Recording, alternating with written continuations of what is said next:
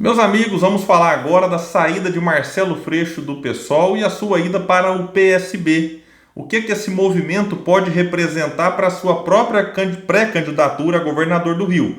Particularmente, eu acho que foi um movimento arriscado, nem tanto pela sua saída, mas sim pela forma como ela tem sido feita.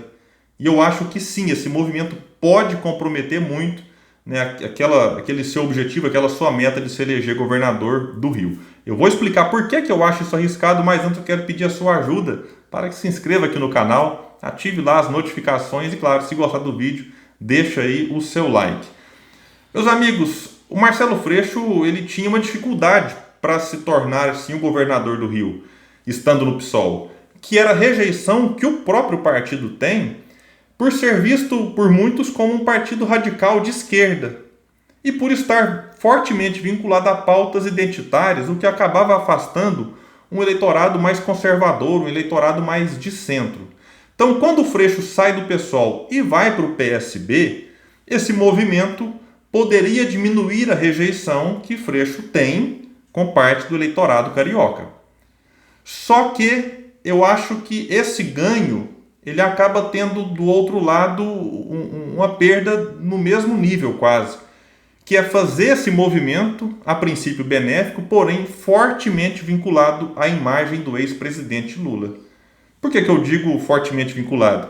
Bom, Freixo teve um encontro com o Lula há algumas semanas lá em Brasília, participou dessa reunião, apareceu com a foto com o Lula, disse em entrevista que conversa, numa live na verdade, que conversa todos os dias com o PT, né, que quer sim trazer o PT, não tem problema você querer uma aliança com o PT. Mas será que precisava ter essa vinculação excessiva com alguém que tem uma rejeição forte também junto ao eleitorado carioca? Então, na verdade, o que eu acho aqui agora, pensando em eleitorado, o Freixo basicamente ele continua com a rejeição de antes. Se ele ganha de um lado, ele perde de outro. E detalhe, eu acho que eleitoralmente, se vincular à imagem de Lula não ajuda em nada. E alguém pode falar assim, mas como assim, William? Se o Lula lidera as pesquisas para presidente, ou no Rio de Janeiro aparece ali empatado com Bolsonaro.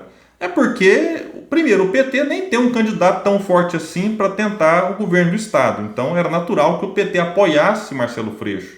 E mesmo que não apoiasse, o Freixo, por ter uma boa relação com o PT e com Lula, ele já teria o voto do eleitorado petista no Estado. Mas essa forte vinculação pode afastar não só eleitores, como parceiros numa eventual aliança. O PDT do Ciro, um partido importante no Estado de Brizola, será que aceitará compor essa chapa, ou formar uma aliança com o Freixo? Com ele, então, o tempo todo aparecendo junto com o Lula e falando da candidatura do Lula, eu acredito que neste momento isso ficou um pouco inviável. Será que o PSD do Eduardo Paes vai querer fazer parte dessa aliança com o Freixo? Repito, o movimento dele foi certo indo para o PSB. E no PSB ele conseguiria atrair Paes, ele conseguiria atrair o PDT, claro, dependeria de uma série ali de alianças, de conjunturas, detalhes que a gente, aqui nos bastidores, mais de longe, nem fica sabendo. Mas a partir do momento que ele cola a sua imagem ao Lula, ele acaba fechando portas, não só para o eleitorado que rejeita Lula, mas também para alguns partidos que em 2022, a nível nacional, tentarão construir as suas candidaturas desvinculadas do Lula, como é o caso, por exemplo, do Ciro. E o próprio PSD, o Gilberto Kassab, está falando que o PSD vai lançar candidatura própria. Eu acho que não, está tentando só valorizar o próprio partido numa eventual aliança ou até mesmo em alianças estaduais. Então eu acho que esse movimento, essa vinculação ao Lula é prejudicial à candidatura de Freixo. E sim, o Rio é um estado importante que precisaria de uma união muito grande para derrotar o candidato do Bolsonaro e do bolsonarismo. Mas o detalhe é, a força do Bolsonaro no estado ela já não é tanta quanto antes. Já está provado como em 2020 o Crivella foi massacrado no segundo turno por Eduardo Paes. em que Eduardo Paes, sim, recebeu o apoio de todos os outros. O próprio Freixo fez um apoio crítico ao Paes.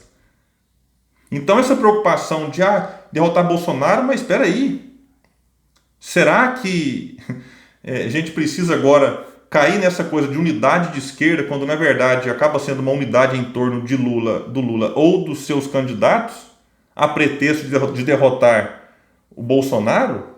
No segundo turno eu concordo, vamos todo mundo unido junto, caso um candidato do Bolsonaro lá esteja. Mas no primeiro turno, a pesquisa mais recente que se tem do Rio de Janeiro é que nós teríamos Freixo e Marta Rocha no segundo turno. O Freixo aparece com 23,8% e a Marta Rocha com 23,1%. O Cláudio Castro, atual governador e que receberá certamente o apoio de Bolsonaro, aparece com 16,3%. E detalhe, Felipe Santa Cruz aparece com 2,1%. O Lula almoçou hoje, no dia 11 de junho, com Eduardo Paes. Eles falam que não se tratou ali de 2022. Gente, pelo amor de Deus, os políticos têm que ter um pouco mais de senso. A gente não é bobo. É claro que foi falado. Eles são políticos e não tem problema. O Lula fica num negócio assim, precisamos agora de pensar em 2021. Ele falou recentemente que não fala de 2022, que o Brasil quer vacina, quer auxílio emergencial. Conversa mole, com todo respeito. Está se falando sim de 2022. E aí ele almoça com o Paes sai do almoço e fala o quê? O nome do meu candidato chama-se Felipe Santa Cruz, que está em processo aí praticamente, indo para o PSD. Pode sair para governador? Pode. E tudo pode acontecer. Depois de ter eleito Witzel, que eu nem sabia quem era, Felipe Santa Cruz pode crescer nas pesquisas. Ele aparece hoje com 2,1%. Mas o Witzel não era ninguém. O Felipe Santa Cruz é presidente da UAB. Então o PSD pode ser um fiel na balança. Em que se ele apoiar o Freixo, será que vai querer apoiar o Freixo? O Freixo se fortalece porque terá o apoio de Eduardo Paes? Será que Eduardo Paes, de fato, não vai se candidatar? João Dória, lembre, saiu da prefeitura 1 ano e 4 meses depois de ter assumido e se elegeu governador. Eduardo Paes pode fazer o mesmo movimento. Hoje ele fala que não, que apoia Felipe Santa Cruz e está preocupado com a prefeitura. Mas tudo pode acontecer. O PDT, como eu disse no vídeo que eu gravei aqui recentemente, está muito forte por conta da recente pesquisa feita, que eu falei. A Marta apareceu com 23,1%, quando membros do partido davam como certa a candidatura de Eduardo, do Rodrigo Neves, ex-prefeito de Niterói. Então o PDT está forte no estado, o estado de Daniel Brizola. E aí é necessário a gente observar. Eu acredito que esse movimento de aproximação do Freixo com Lula pode deixá-lo, sim, mais isolado do que se ele não tivesse aproximado tanto do ex-presidente. Na live que ele fez hoje no dia 11, falando da sua saída, agradecendo o pessoal, ele fala ali que está dialogando com o PCdoB, com a Rede, com o PV, com o próprio PT. E não descarta o PSOL na sua aliança. E não sei se ele esqueceu ou se foi de propósito, mas ele não citou o PDT.